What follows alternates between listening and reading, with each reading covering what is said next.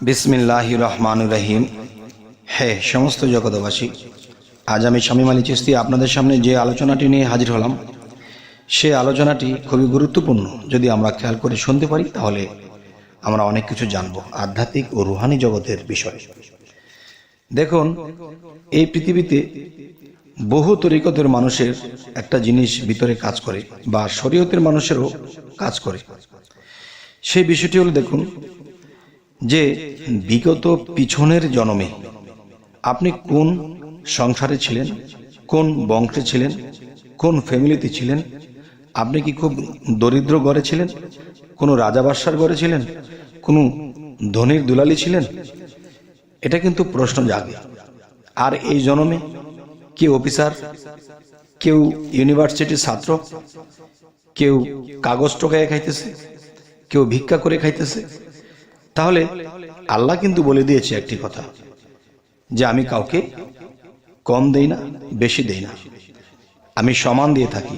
তাহলে এখানে সমান পাওয়া যায় না। তাহলে বোঝা গেল আল্লাহ সঠিক বলেছে, আমরাই বুঝি নাই। তো সেই বুঝটা কি? তো আজকের আলোচনার মূল হলো, পিছনের জন্মের কথা মনে থাকে না কেন? কে ভুলিয়ে দেয়? যে ভুলিয়ে দেয় সে কে? আচ্ছা, তো এখানে বিষয় হলো, আল্লাহ কিন্তু একটা কথা বলেছে, বিশৃঙ্খলাকারীকে আমি পছন্দ করি না, এবং আল্লাহ নিজেও বিশৃঙ্খলা করেন না। আর এই বিশৃঙ্খলার কারণেই এই ঘটনাটি ঘটে, যে পিছনের জন্মে আপনি কি ছিলেন, কোথায় ছিলেন, কোন অবস্থানে ছিল, আপনার রূপস্রোত কি ছিল, আপনার নাম কি ছিল, এগুলো জন্মের পরে কোনো কিছুই মনে থাকে না। তাহলে মনে যেহেতু থাকে না, তাহলে এটা ভুলিয়ে দেয় কে? আল্লাহ ভুলিয়ে দেয় না। এখানে বিষয় হলো, দেখুন, প্রত্যেকটা ডিপার্টমেন্ট ভাগ ভাগ করা। যেমন এক জায়গায় দেখা যায় কারেন্টের অফিস, আরেক জায়গায় জায়গা পানি যে মানুষ বিতরণ করছে, বা পানির পাম্প আছে, সরকারিভাবে এটার বিল নিচ্ছে, এটার ডিপার্টমেন্টই আলাদা, গ্যাসের ডিপার্টমেন্ট আলাদা। তাহলে প্রধানমন্ত্রী কিন্তু সবাইকে ভাগ ভাগ করে দিয়েছে, তুমি এই ডিপার্টমেন্ট চালাবে, তুমি এটা চালাবে, তুমি সেটা করবে। ঠিক আল্লাহও কিন্তু পৃথিবীতে বিভিন্ন ফেরেশতাদেরকে বিভিন্ন দায়িত্ব দিয়ে এক একজনকে এক একটা ডিউটি দিয়ে দিয়েছে।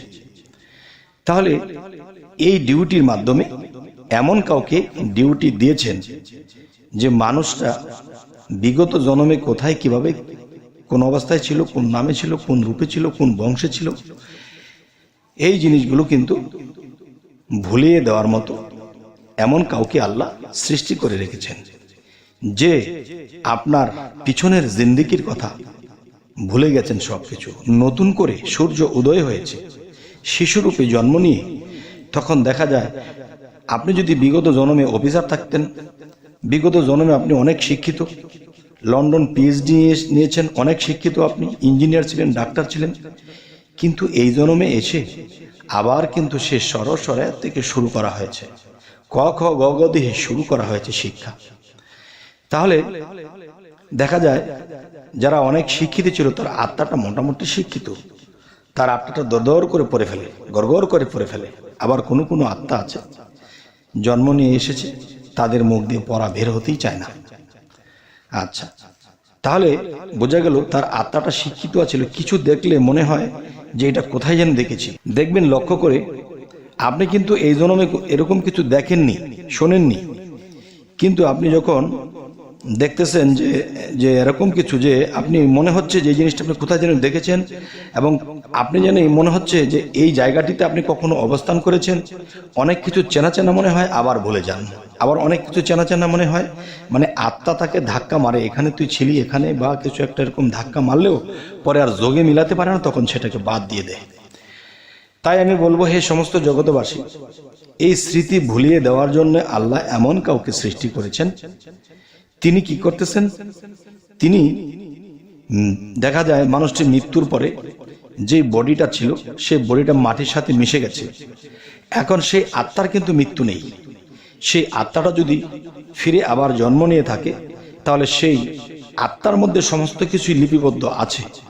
কিন্তু আমরা যখন নতুন কোনো দেহের মধ্যে প্রবেশ করেছি, তখন দেখা যায় সেই স্মৃতিগুলো মানে আত্মগতভাবে ভাসছে, কিন্তু মাটির দেহের মধ্যে যে মেমোরি বা মস্তিষ্ক ছিল সেখানে কোনো কিছুই রেকর্ডিং নেই বলেই কিন্তু আমরা নতুন করে শিখতে হয়, নতুন করে লিখতে হয়, নতুন করে জ্ঞান অর্জন করতে হয়। তাহলে একটা জিনিস কি, যে বিগত জন্মে আপনি অনেক শিক্ষিত থাকলেও সেগুলো আপনার আত্মায় লেগে আছে, আর সেগুলো কিন্তু দেখা যায় মাটির দেহের মধ্যে যে মস্তিষ্ক ছিল সেই মস্তিষ্কটাও কিন্তু মাটির তৈরি, এবং মৃত্যুর পরে যখন মাটিতে আপনাকে কবর দেওয়া হয়েছিল তখন কিন্তু সেই মাটির সাথে সেই মাটির মস্তিষ্ক বা সেই মেমোরি তা মিশে গেছে। তাই নতুন বডি, নতুন করে মস্তিষ্ক, সেই নতুন মস্তিষ্কে যখন এগুলো আস্তে আস্তে রেকর্ডিং হচ্ছে, জীবনে দেখছেন, শুনছেন, খাচ্ছেন, চলছেন, ফিরছেন, আবার নতুন করে রেকর্ডিং হচ্ছে, নতুন করে আবার শিক্ষা নেওয়া হচ্ছে। আচ্ছা, এর মধ্যে যে আত্মাটি, সেই আত্মাটি শিক্ষিত। তাহলে আত্মা শিক্ষিত হলে আত্মার মেমোরির মধ্যে তো সবকিছুই আছে, তাহলে আমাদের মনে পড়ে না কেন? আচ্ছা, এখন দেখেন, মানুষ কিন্তু একটা কথা বলে থাকে, তরিকতের জগতে, সাধক জগতে যারা আছে তারা কিন্তু একটা কথা বলে থাকে, দেখেন, মানুষ যখন জন্ম নিল নতুন করে, তখন আত্মায় যদি সবকিছু লিপিবদ্ধ থাকে তাহলে আত্মা তো মনে আছে, তাহলে আমার কেন এগুলো মনে পড়ে না? আচ্ছা, তাহলে সেই আত্মাটা আপনার মধ্যে আপনার ভাবে আছে। আপনি মূর্খ, সেও মূর্খ। আপনি চেতনোক্ত, সেও চেতনোক্ত। আপনি শিক্ষিত, সেও শিক্ষিত। কিন্তু আপনি যে বিগত পিছনের জন্মে এত শিক্ষিত ছিলেন সেটি মনে নেই। সেটি মনে রাখার যে বিষয়টা, সেই মস্তিষ্কের বা আত্মার মধ্যে যে মস্তিষ্ক আছে, সেই বায়ুতে বাসন যে মস্তিষ্কটা আছে, সেটাকে আড়াল করে রাখা হয়েছে। তাই একটি কথা বলা হয়, সাধনার দ্বারা, আল্লাহর আমল বা কর্মের দ্বারা মানুষ যখন আত্মসাধনা করে তখন তার মধ্য থেকে আত্মজাগ্রত হয়। সেই আত্মা যখন জাগ্রত হয় তখন তার অনেক কিছুই মনে পড়তে থাকে, এবং আত্মদর্শন যাদের হয়ে যায় তবুও কিন্তু তারা এটা জানতে পারে না। যার আত্মদর্শন হওয়ার পরে সেই আত্মার সাথে সম্পর্ক হয়, কথা হয়, তখন সেই আত্মা তাকে পটপট করে বলে দেয় যে তুমি এমুক জন্মে এমুক জায়গায় ছিলে, তুমি এই এমুক জন্মে তুমি এই অবস্থানে ছিলে, তুমি অফিসার ছিলে, তুমি ওলি ছিলে, তুমি এরকম ছিলে। তখন সেই আত্মা তাকে বলে দেয়। তখন সেই আত্মার কথা যদি আপনি প্রকাশ করে কাউকে বলেন তাহলে মানুষ আপনাকে পাগল বলবে। আচ্ছা, যদিও আপনি সত্য বলে থাকেন, এটা মানুষ আপনাকে পাগল বলবে। কেননা এটি শাস্ত্র গ্রন্থের মধ্যে এভাবে পাবেন না। যে এখানে একটা বিষয় আছে, আত্মার সাথে কে মিশে আছে? আল্লাহ মিশে আছে। আর আত্মা কোথায় মিশে আছে? দেহের সাথে মিশে আছে। তাহলে কিন্তু আল্লাহ কয়েকটা ধাপ ভিতরে। তো এখন বিষয় হলো, আত্মদর্শন হলেই হবে না। যদি কারো আত্মার সাধনা করে এবং সেই আত্মার সাথে সম্পর্ক বা বন্ধুত্বের মতো হয়ে যায়, তখন সেই আত্মা আপনার সামনে উদয় হবে। আর সেই সাধন বলে যখন উদয় হবে তখন আপনি তাকে জিজ্ঞাসা করেন বা মনে মনে ভাবেন, সেই আত্মা আপনাকে জবাব দিতে থাকবে। তখন সেই পিছনের জন্মের কথা হোক বা আপনার আড়ালের কোনো জিনিস হোক, বা দুনিয়াতে বেঁচে থাকতে আপনার অগোচরে অনেক কিছু ঘটেছে, আপনি তা জানেন না। আর সেই জিনিসগুলো যার আত্মদর্শন হওয়ার পরে তার সাথে সম্পর্ক করে ফেলে, যখন স্মরণ করে তাকে পায়, তাকে দেখতে পায়, তখন সেই আত্মা আপনার জ্ঞানের যোগান দেয়। সেই আত্মা আপনাকে উচ্চস্তরের রাস্তা দেখায়। তখন যখন আপনি সেই আত্মদর্শনের সাথে সাথে যখন নাকি আপনি উপর দিকে উঠতে থাকবেন, তখন কিন্তু আপনার মুখ বন্ধ হয়ে যাবে। মুখ বন্ধ হয়ে যাবে কেমন?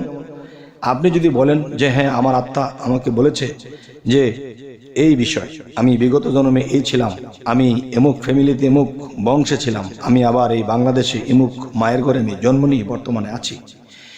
আচ্ছা, তাহলে কিন্তু সে কখনোই মানবে না। আর একটু আগে কিন্তু আমি বিশৃঙ্খলার কথা বলেছিলাম যে আল্লাহ বিশৃঙ্খলাকারীকে পছন্দ করেন না। দেখেন, আল্লাহ এই জিনিসটি লুকিয়েছে কেন?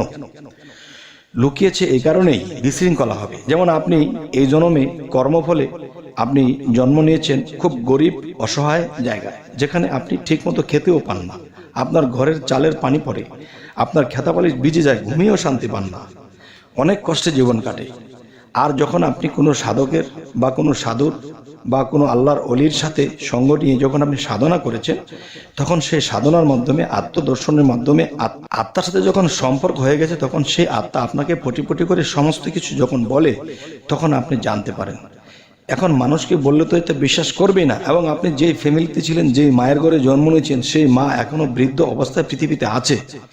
এখন আপনি যখন সেই ফ্যামিলিতে যান, সেই ফ্যামিলি ছিল জমিদার, অনেক ধনী লোক, কিন্তু আপনি এই জন্মে খুব কষ্টে আছেন। তখন আপনি যখন সেখানে গিয়ে বলেন, দেখেন গো মা, আমি বিগত জন্মে আপনার সন্তান ছিলাম, সে মা কিন্তু আপনাকে চিনবে না, সে মা কিন্তু আপনাকে স্বীকৃতি দেবে না যে তুমি আমার সন্তান ছিলে। তখন আরো বিশৃঙ্খলা হবে, আর এই বিশৃঙ্খলাকারীকে আল্লাহ পছন্দ করে না। তাই সাধক বা সাধু বা আল্লাহর অলি যারা, তারা চুপ থাকে। কেন চুপ থাকে? তারা অনেক কিছু দেখতে পায়, অনেক কিছু বুঝতে পায়, কিন্তু কাউকে বলতে পারে না। আর বললে মানবে না, আর না মানলে বিশৃঙ্খলা হবে। আর এখানেই আল্লাহ বলেছে, আমি বিশৃঙ্খলাকারীকে পছন্দ করি না। তবে হে সমস্ত জগতবাসী, আমি আপনাদেরকে আজকের আলোচনায় কি বোঝাতে চাইলাম? অবশ্যই আমাদের ভালো কাজ, ভালো কর্ম, ভালো সাধনা আমাদের করতে হবে, এবং কামেল মুর্শিদ অবশ্যই ধরতে হবে। অবশ্যই আমাদের সেই কামেল মুর্শিদ ধরতে হবে, এবং সেই মুর্শিদ ধরিয়া যখন সাধনার দেশে আমরা ডুব দেব, দুনিয়াকে যখন ভুলে যাব, তখনই কিন্তু কোনো দিন আপনার সাথে আত্মার দর্শন হবে, এবং তার সাথে আপনার সম্পর্ক হবে এবং কথা হবে। তখনই আপনি আপনার মধ্যে এলমে লাদনী জারি হবে, যা আপনি গায়েবের এলেম পেতে শুরু করবেন। আর এলেম পেয়ে যখন মানুষকে কিছু বলতে থাকবেন, এটা দেখেছি, এটা পেয়েছি, তখনই আল্লাহ বেজার হবে, তখন আপনার এলমে লাদনী বন্ধ হয়ে যাবে। তাই আজকের যে কথাটি আপনাদের কেমন লাগলো, কি বোঝাতে চাইলাম, অবশ্যই আপনারা জেনে নেবেন। যার ভালো লাগে তো অবশ্যই আমাদের চ্যানেলটি সাবস্ক্রাইব করে নেবেন। যদি ফেসবুক হয় অবশ্যই ফলো করে নেবেন, যাতে করে পরবর্তীতে ভিডিও দিলে আপনাদের কাছে পৌঁছে যায়। তো সকলে ভালো থাকবেন। আল্লাহ হাফিজ।